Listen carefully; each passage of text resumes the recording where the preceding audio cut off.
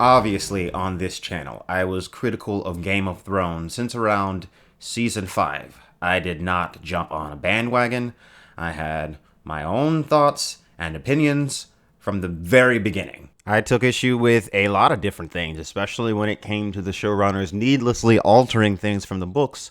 But there were also changes that I accepted. I was convinced, like many others, that there were certain changes that were necessary just due to the nature of the medium of television, and no doubt certain things, in fact, had been. So basically, there were certain things that I blamed David and Dan for, and certain things that I didn't.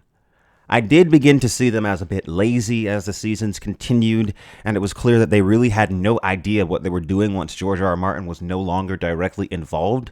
And yes, I spotted that they started to get a bit of an ego after the Red Wedding, but ultimately I just saw them as two guys that were excited about something in the beginning and perhaps lost passion or got bored, but were too arrogant to allow someone else to step in and finish it properly.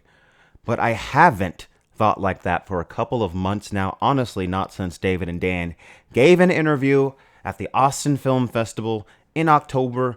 At this point, I have to say, I actually have a much lower opinion of them.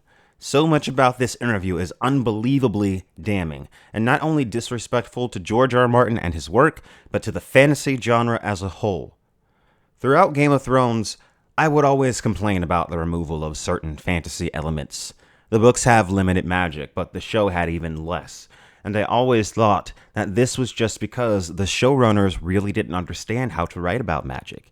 And that also may be true, but it turns out there was, in fact, another reason why they chose to take out the magic.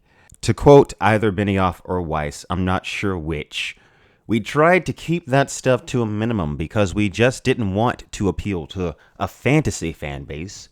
We wanted them to love it, and their parents to love it, and people who play professional football to love it. Oh yeah, because there aren't any parents who love fantasy or professional football players who love fantasy. That is so condescending. Why don't they just say what they mean? They dumb down the show, and it's more esoteric elements in order to appeal to the lowest common denominator. And I know people hate that expression, but it fits here. Personally, I think it's a very hacky move to take something which is intelligent and unique and make it totally generic just so it appeals to people that would never care about the meaning that was supposed to be underneath anyway. So obviously, we can glean a lot from this statement. The show took a giant leap into make-believe Fantasyland out of nowhere because David and Dan refused to do the proper, necessary setup to establish a believable fantasy world with believable fantasy elements, because that is the thing that people that don't understand fantasy don't get. In good fantasy stories, magic just doesn't equate to random nonsense. Magic has a purpose, a cost, and rules which are established sometimes clearly and sometimes vaguely throughout the story. If D&D had understood this, then we wouldn't have gotten to season 8 of Game of Thrones and had absolutely nothing make sense.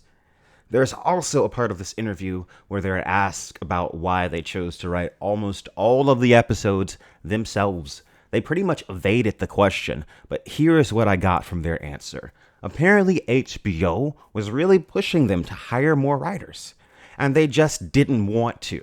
Eventually, they broke down and hired Brian Cogman, thank God, because he wrote basically the only decent episode of Season 8. But I have to say this. Through the years, Game of Thrones has been met with some valid criticism about the way female characters are written a lot of the time. Hello, the Sand Snakes. Hello, Sansa's entire season married to Ramsay Bolton. Hello, Daenerys at the end. George R. R. Martin, of course, understands that women are just people, so he writes them as people.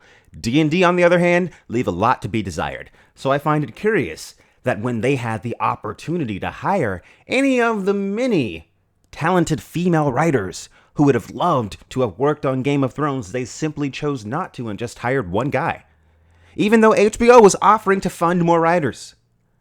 This is why I call BS when these guys constantly complained about their workload.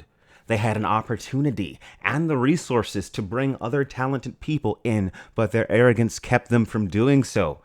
And it was the same arrogance that kept them from passing the show along to other people when they clearly got tired of it.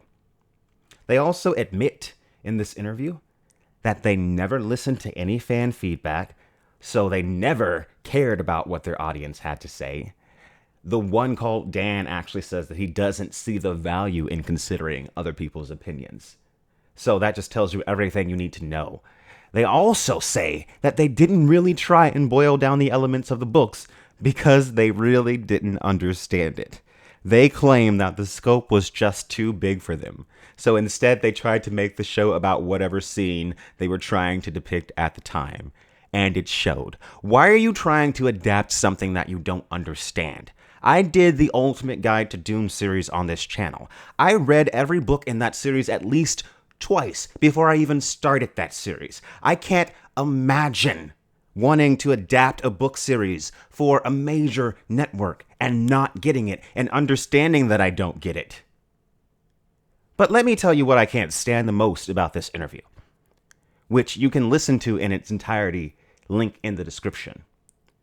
What I can't stand is how they complain about giving up 10 years of their lives. You had an opportunity to work on the biggest show in the world, adapt incredible source material, make millions upon millions of dollars consistently, and you were praised for doing this throughout. I can't even begin to understand that level of privilege. Wake up, you out-of-touch jerks. You didn't give up 10 years of your life. You had a steady job, could have quit at any time, and the show would have been better for it. You did not have it hard. And like you said in this very interview, HBO was willing to hire more writers to make it easier for you guys.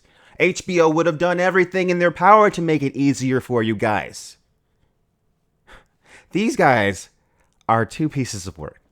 And honestly, you Star Wars fans lucked out that Disney fired them before they could get anywhere near that project, anywhere near that property.